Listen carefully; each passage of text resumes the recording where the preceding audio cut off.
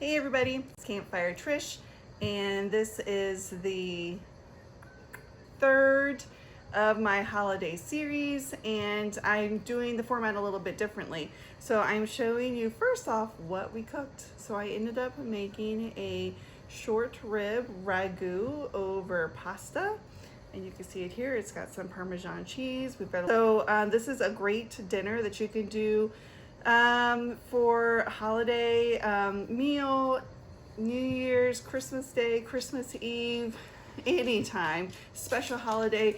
There is a lot of love and commitment that has to go to this recipe, so I want you to keep that in mind, but it's really, really worth it. So let's get to the cooking of this recipe.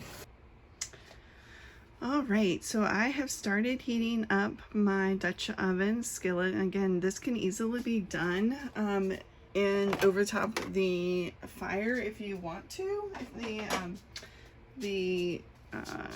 On a bed of coals if you like. But for ease of use, I'm doing this on my stovetop today. So I'm starting off, I've got about 3 tablespoons of olive oil, heating up at about medium-high heat. And I am taking my short ribs, beef ribs, and I'm just drying them off right now because I want to make sure they get a nice deep brown on both sides. And I'm going to salt these very liberally as well. I'm going to do that now.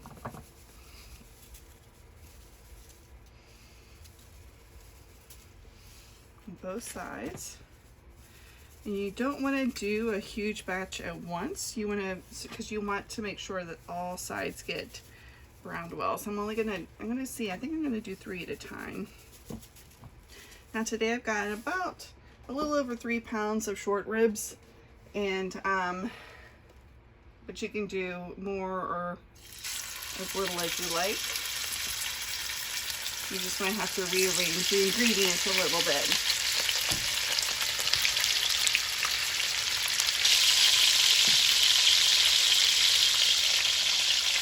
Turn down that heat a little bit.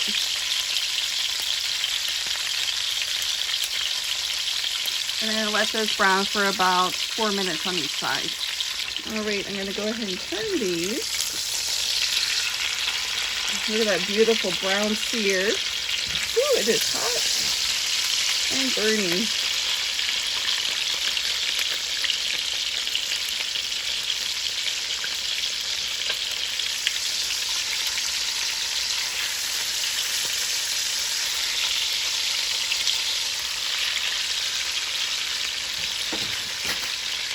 All right, I'm gonna let those cook and brown up on the other side too, and then I'll take them off the heat. All right.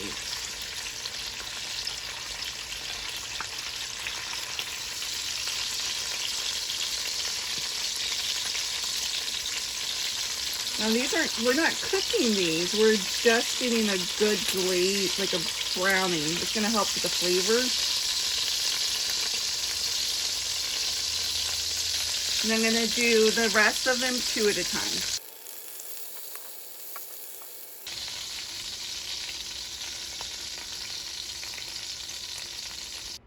All right, so the meat is done. I did remove a little bit of that oil just to leave about 2 tablespoons of oil in our pan. We still have our drippings, our brown drippings in there. And now I'm going to add up the carrots and onions I've cut up. So this is an onion and a half and 2 large carrots. If I had celery, I would be adding celery as well, but I didn't have celery this time. So I'm just going to add these to the pot, being careful not to splash on me.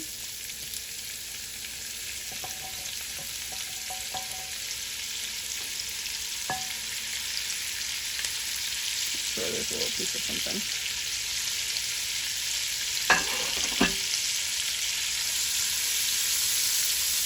I've got right now the heat is about medium low to medium around that area, and just because the cast iron pots will get a lot hotter, so I can turn that temperature down some. I'm going to add a good dose of salt to this. If you want to add pepper, you can. And then I'm going to just let this brown up for about 20 minutes. So it's going to be sitting here and chilling for about 20 minutes. I'm going to stir it every once in a while, but I want this to get nice and brown.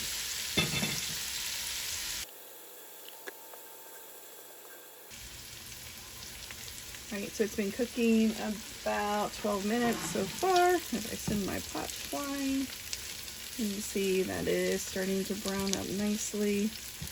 It smells delicious. I've already had children that are up in their rooms coming down to see what's being cooked.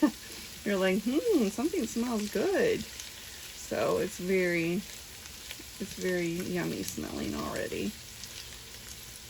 Granted, they're not super impressed that this dish is mostly a tomato-based dish, but you know, that's their problem. It smells delish.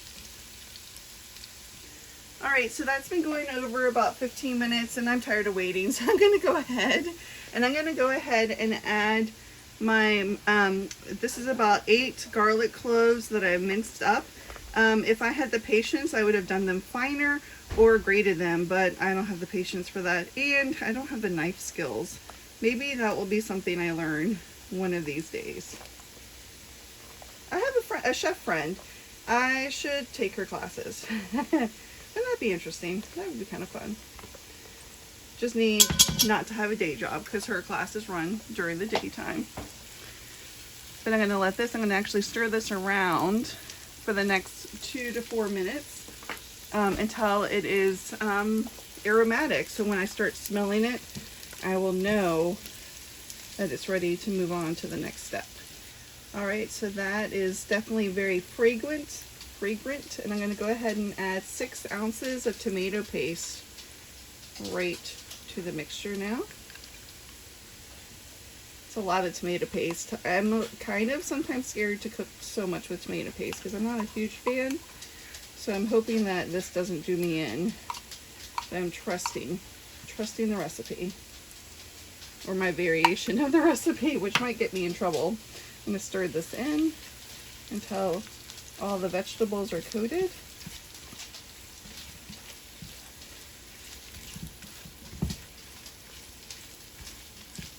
Now this is definitely a longer recipe, but it's for something special. It's for Christmas Eve dinner, or Christmas dinner if you so choose, or you can do it for New Year's Eve dinner or any other special dinner whenever you have a couple of hours to burn, because it is definitely an all afternoon or all morning, depending on when you're choosing to eat this meal. So here that is.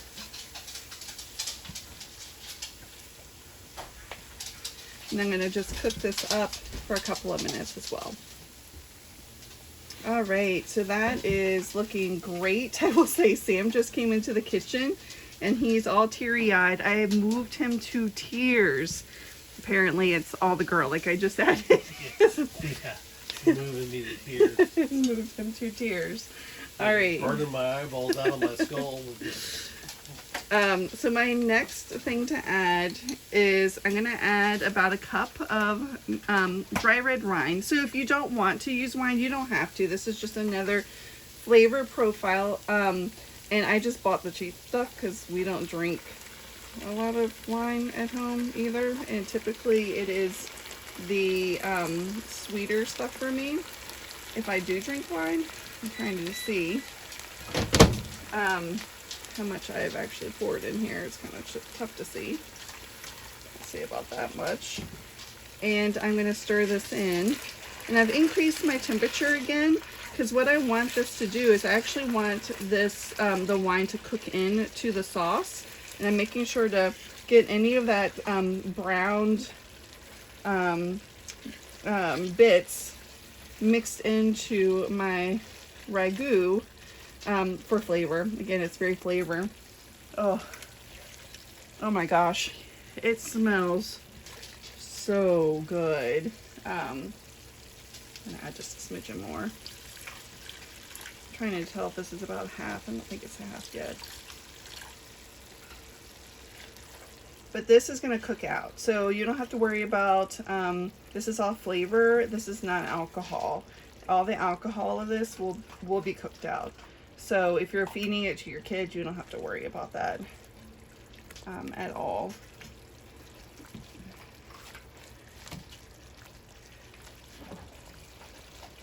But the smell is so amazing. I have, oh dang, I am good in my guesstimation. So this is actually, there's 2 cups in that. I almost did the full. Very nice. So if I choose, I can have a cup with dinner tonight. Cup of wine. But yeah, I'm gonna just let this cook down for about 3 to 4 minutes, just so that wine can evaporate and cook into the vegetables, absorb into those vegetables. I'll be right back. All right, so that has been cooking for a bit, and it's definitely combined nicely. The next thing I'm going to add is this is actually a 28-ounce can of diced tomatoes,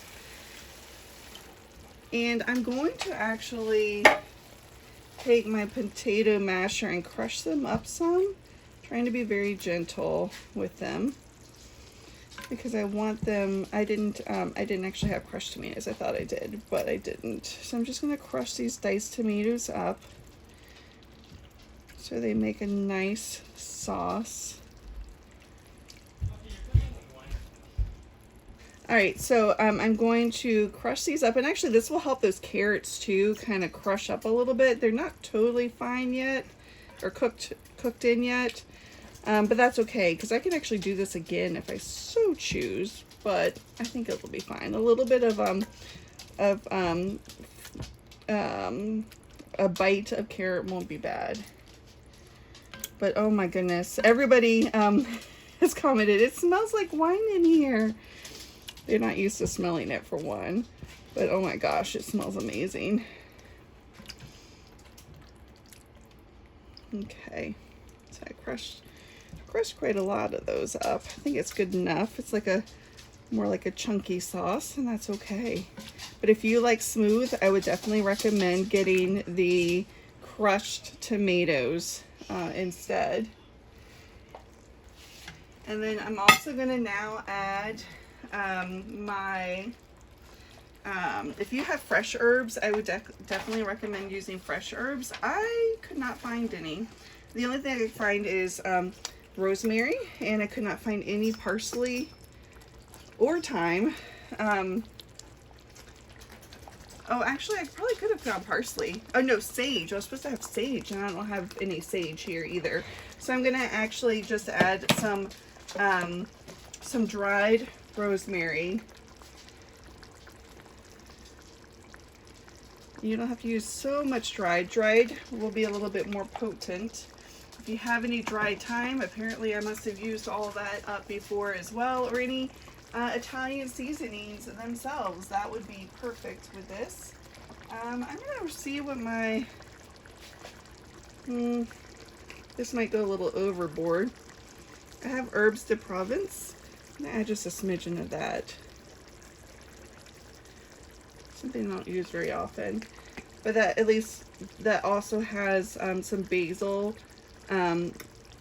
marjoram, however you say it, thyme, savory, and sage and rosemary. So I think that will be a really good combination here. Let me just kind of do a little bit of stirring. I'm going to actually squash this up a little bit more.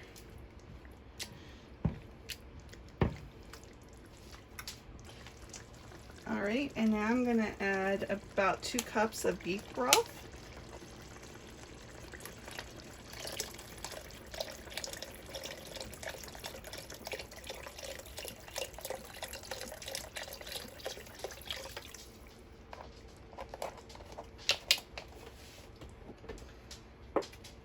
The rind of some Parmesan. Help with that flavor.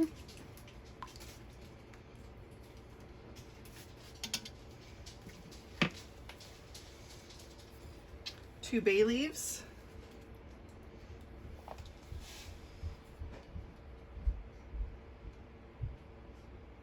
And I'm actually going to now add those beef ribs back to the pot. Now what we want is for them to get tender enough to fall off the bone. So this is going to be a couple of hours of cooking time.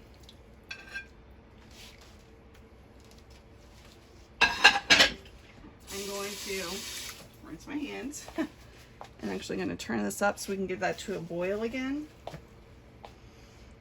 And then what I'll do is I'm going to put the top on and let it simmer for about 3 hours. Again, long process, y'all. Don't expect to do this in the afternoon and have it ready. You know, don't start it at, like me, closer to the evening and think it's going to be ready by normal dinner time. It's going to be a later dinner. That's okay. Like I said, we'll bring that to a boil, and then I'll turn down the heat to a low, and I'm going to let it simmer for the next 2.5 to 3 hours.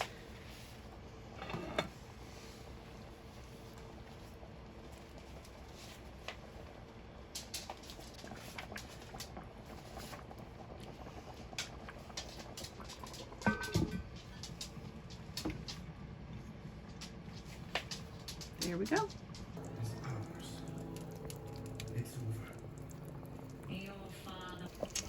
All right, so as you can see, this is beautiful, a beautiful color. The ribs have been cooking for a while now, almost 2.5 hours. They're pretty tender. So what I'm starting to do, I've taken the top off so the sauce can reduce some. It's pretty soupy still. So I've taken the top off so it can start reducing. I increase the heat just a little bit. I've got some water on for my noodles, and I've started picking the meat off the bones, separating the meat and the gristle and the fat, the pieces I don't want to add back into my sauce, just like this. So I started off using 2 forks, and once the meat gets cool enough, I start actually picking it with my fingers so I can feel like I can get some of that fat and gristle off of it a little bit easier, and actually salvage some of the meat that can be used. Now you can keep as much fat as you want, or you can take off as much fat as you want. Ribs are fatty, so it's not surprising, but so there's going to be a little bit, but you can decide. That was sad. You can decide how much you want to keep or not, but that's what I'm going to be doing to the rest of these ribs. And once that is done, I'm going to add it back to the sauce. All right, so I'm double checking to make sure. I think I've got all these ribs out, but I'm double checking to make sure there's no bones, because it was, oh, there's one, fall apart.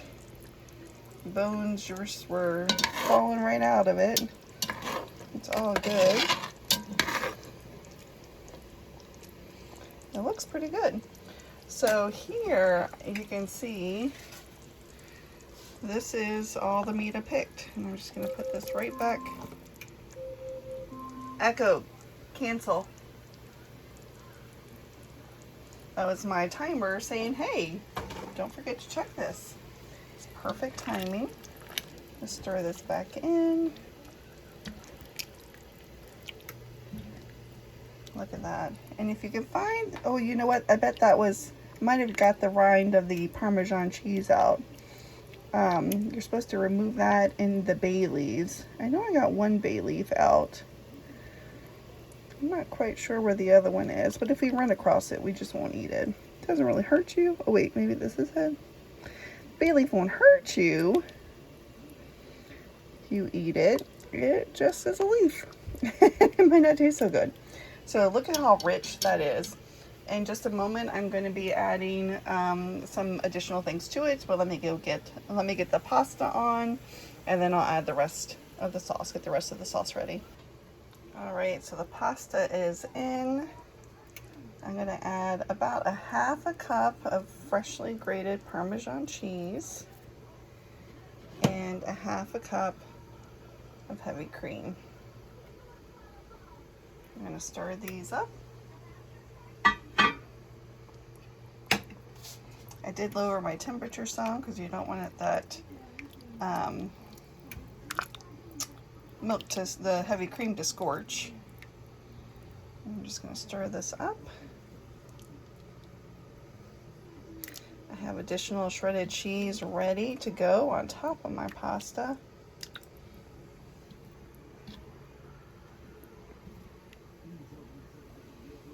Look how pretty that is. Now, one cool thing, y'all keep this in mind. If you don't want to do all of this on a holiday, you can make the sauce all the way up until adding the heavy cream and the cheese ahead of time. It could be frozen, and yeah, all you would have to do is warm it up, thaw it, and then heat it up, add the heavy cream and the Parmesan cheese, and then here would be your sauce ready to go. And all you'd have to do is warm it up and cook your pasta, and you would be good to go. All right, so I'm just gonna let that pasta cook. We've got 4.5 more minutes, and otherwise I'm gonna go get ready for dinner. All right, so relatively, it's a little bit labor intensive. It took pretty much all day to prepare, but I'm hoping it's really worth it. I'm excited to give it a try. And yeah, we put a little bit of Parmesan cheese on top. I'm using egg noodles, but you can use noce or any other fancy pasta if you want to. I just went with something easy that was available at the store. And Noce? noce? No? I have no idea what you're talking about. The potato pasta. Okay. Goat. How do you say it? G-N-O. Gnocchi. Gnocchi. I don't know how to say it, but I don't. You know what I'm talking about. It's G-N-O-C-H-I. I don't know. Y'all let us know in the comments. Yeah, I know we totally butchered it. I don't know how to say it. Either way, so let's give this a try. What is recommended is actually to put the pasta in with the sauce and mix it all in, but we definitely have some in the household that will probably just eat butter noodles. So this is what we're doing. I don't know if it's seasoned well enough, but we'll see.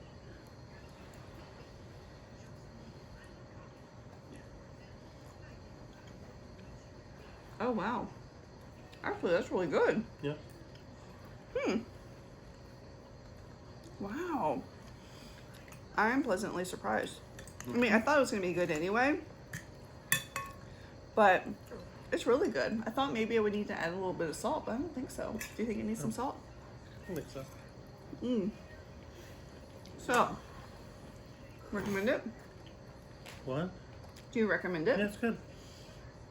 Is it worth hours and hours of cook time? As long as I don't have to do it.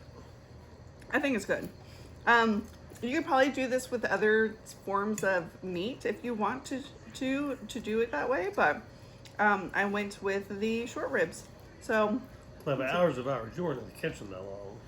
no. It just takes a while to cook. Yeah. But I highly recommend this. I think it's very tasty. I think it'll be a perfect addition to a special holiday, birthday, holiday meal, you know, whatever you want to do. But anyway, hope you guys enjoyed this video. Make sure you're watching out for next week's video. It is dessert, so it's going to be very yummy. Otherwise, keep looking for those videos. Look at my playlist. There's a holiday series playlist. And otherwise, I hope you guys have a good rest of your evening. And until next time, bye.